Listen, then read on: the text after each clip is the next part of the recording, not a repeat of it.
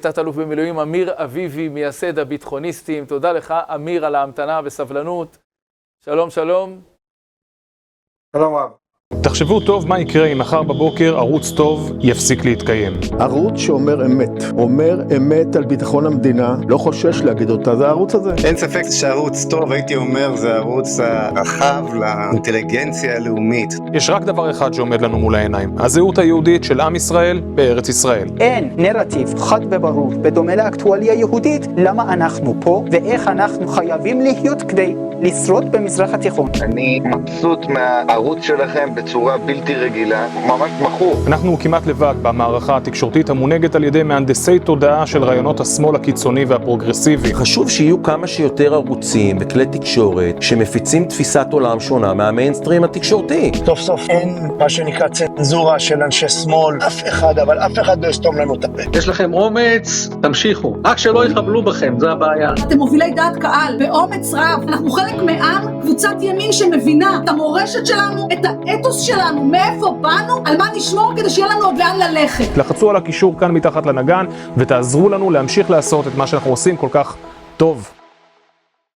כן, אמיר אביבי ופיני יחזקאלי, אני רוצה יחד איתכם, שניכם ביחד, לראות את הדברים של פעילת השמאל נאוה רוזוליו נגד ברק חירם.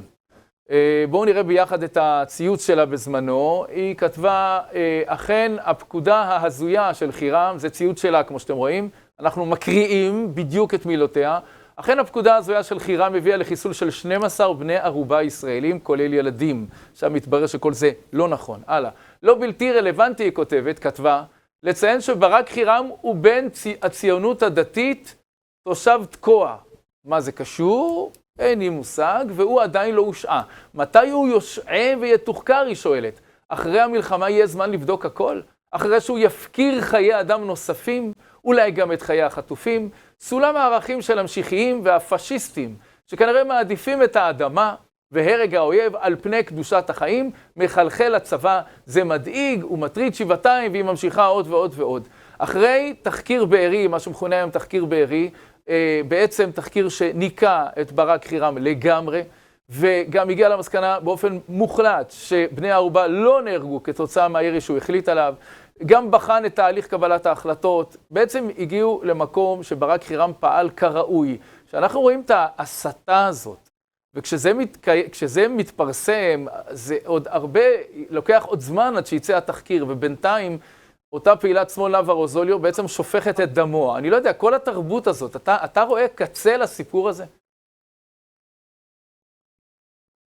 תראה, אני לא מתכוון להתייחס לתודה לאיזה מישהי שכותבת את הדברים האלה ברשתות. אני יכול להגיד דבר כזה, התחקיר, לא רק שהוא מנקה את ברק חירם, אלא הוא מציין שהנוכחות של ברק חירם הפכה את הקערה, והיא אפשרה דרך אגב את ההכרעה של חמאס ביישוב, בעוד שבבוקר, עד הגעתו של ברק, למעשה לא היה צבא בתוך היישוב, הכיתת כוננות נלחמה לבד, וגם כשהיה צבא נכנסו, יצאו, והעסק לא היה מאורגן. מרגע שברק חירם הגיע והתחיל לארגן את הכוחות ולהכניס אותם פנימה, תוך כמה שעות 700 חיילים נלחמו בתוך בארי, עד להכרעה תוך כמה שעות של החמאס. מה שהוא עשה שם זה קרב גבורה ששינה את המציאות. נכון, הוא לא יכול לשנות את הגורל של אותם אנשים שבשעות הראשונות לא היה צבא, ובעצם כל מה שקרה בבארי קרה ב3-4 שעות הראשונות שבעצם הצבא לא היה נוכח, אבל משהוא הגיע ולקח פיקוד, הכל השתנה והוא הכריע את הקרב הזה, והוא גיבור ישראל אמיתי. כואב לי לראות את התופעה הזאת של לצבוע קהלים שלמים בעם ישראל ככאלה או כאלה, זה דבר נורא. דבר פסול לחלוטין, וזה לא משנה אם זה ציונות דתית, זה לא משנה אם זה חרדים, זה לא משנה אם זה חילונים תל אביבים.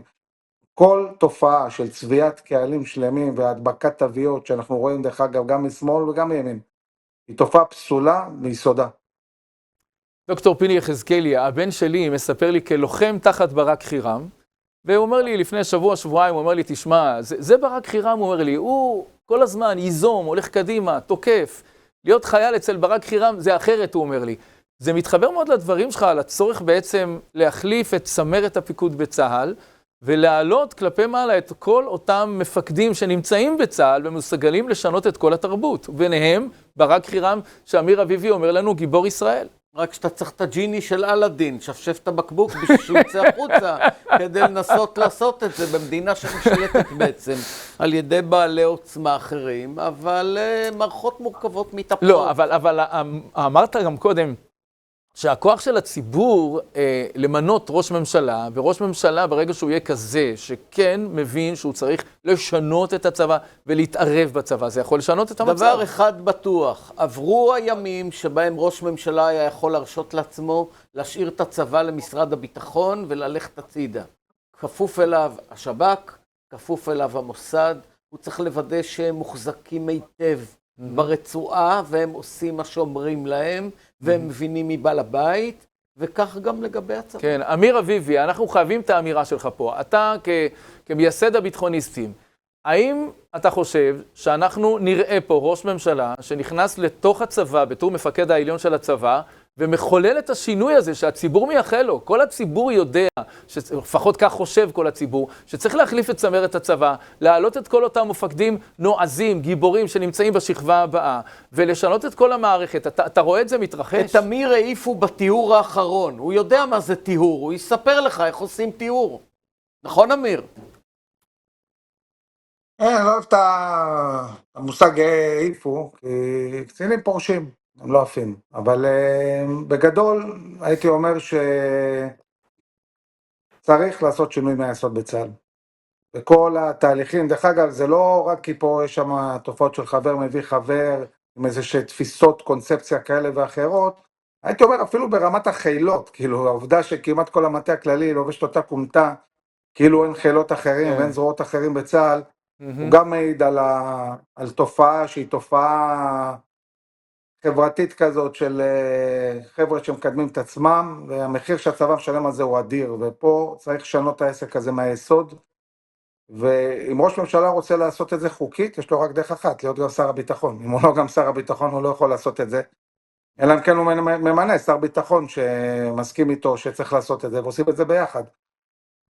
אני חושב שחייבים גם צמרת השב"כ וגם צמרת צה"ל, צריכים ללכת הביתה, וצריך לייצר תהליכים אחרים של צמרות, שבתור התחלה הם הרבה יותר הטרוגניות. זאת אומרת, שיש שם ריבוי דעות, ריבוי צורות חשיבה, מכאן ומכאן, וזה מערכת בריאה. לא מערכת שכולם חושבים אותו הדבר, וכולם יסמנים, וכולם קונפורמיסטים, ואוכלוסיות שלמות מודרות מהקידומים האלה. זה לא משהו שאפשר לקבל אותו, ועל האחידות המחשבתית הזאת מתו פה הרבה מאוד אנשים. כואב לשמוע את זה. חברים, היחידה של ערוץ טוב, פה מתחת לנגן, שימו את הפרטים שלכם ונחזור אליכם, תהיו חלק מהמועדון של ערוץ טוב. אמיר אביבי, אני רוצה לשאול אותך לסיום שאלה כבדה. החיסול של מוחמד דף על כל המשתמע סביבו, החיסול המסתמן, כן, ככל הנראה, חיסולו של מוחמד דף, האם זוהי לדעתך נקודת המפנה שבה צה"ל יכול להפנות את הכוח לצפון? כי אנחנו רואים מה קורה בצפון, 40 טילים, 60 טילים, ערבים שעוברים שם בבתים נרסים, תשתיות, שדות נשרפים. האם הגיע הזמן לדעתך לעבור לחזית הצפונית? אני חושב שאנחנו מתקרבים לזה, אני לא יודע להגיד שהחיסול הוא נקודת המפנה, אנחנו לדעתי קרובים. זה ברור שיגיע רגע שצה"ל, את רוב סד"כ צה"ל צריך להעביר צפונה ולהמשיך עם פחות סד"כ את הפעילות ההתקפית, וצריך להיות כל הזמן פעילות התקפית בעזה, להעמיק את ההישג.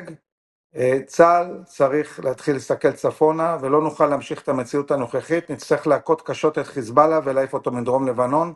זה מה שנדרש לעשות כדי להחזיר את התושבים בבטחה לביתם. בלי זה כנראה זה לא יקרה, הם לא יוכלו לחזור. קשה לי לראות פתרון מדיני בעת הזו, שיגרום לחיזבאללה לסגת מדרום לבנון. אני מוכרח לשאול אותך שאלה שאני לא יודע אם אתה יכול לענות עליה, אבל אתה רואה את בנימין נתניהו, ראש הממשלה, מבצע פעולת התקפית בלבנון שכולנו יודעים שאם הוא מחליט לבצע אותה, זה לא פעולה של כמה מטוסים. זו צריכה להיות מכת השמדה מאוד משמעותית. אתה רואה אותו מסוגל לעשות את זה? חד משמעית. אתה חושב שכן? אני חושב שברגע שיש הבנה, גם בצה"ל, משרד הביטחון, ממשלה, קבינט, שצריך לעשות את זה, אז עושים את זה. כאילו, אני חושב שזה מתבקש. תראה, אני חושב שגם ההחלטה כנגד ארצות הברית ללכת לרפיח, לא הייתה החלטה קלה. ובכל זאת נעשתה. אני לא חושב שיש ברירה, אני חושב שהחיים הולכים להיות הרבה יותר חזקים פה, ואפשר להשאיר 80,000 איש בני ערובה, וצריך לזכור שכשאנחנו לא מחליטים להיות פרואקטיביים, הצד השני יכול להחליט שהוא כן עושה את זה. ומאוד מאוד לא כדאי שמי שיפתח באש ראשון על כל ארץ ישראל זה יהיה חיזבאללה. יהיה טעות חמורה מבחינתנו. חברים, זה הזמן להצטרף ליחידה של ערוץ טוב. פה מתחת לנגן אמיר אביבי, מייסד הביטחוניסטים, תת אלוף במילואים. אני רוצה להודות לך על הרעיון החשוב הזה. תודה רבה. תודה, אמיר. תודה רבה. תודה לכם, הצופים בבית. להתראות. היחידה זה מקום שמיועד לכם, הצופים והצופות שלנו, ערוץ טוב, המסורים, המחוברים, אלה שרוצים, המשפחה שלנו, אבל חשוב מזה, אלה שרוצים לא רק לשמוע, כמו שעושים בכל הערוצים האחרים, אלא גם להישמע, להשתתף איתנו באופן פעיל בשיח, להכיר אותנו באופן אישי, גם את הצוות שמול המצלמה, גם את הצוות שנמצא מאחורה, את אנשי התוכן שלנו, להגיע לכנסים, מפגשים, להשתתף בקורסים, כל הדברים האלה נגישים, מפתוחים לכל מי שמצטרף ליחידה של ערוץ טוב. הקישור להצטרפות נמצא כאן ממש למטה.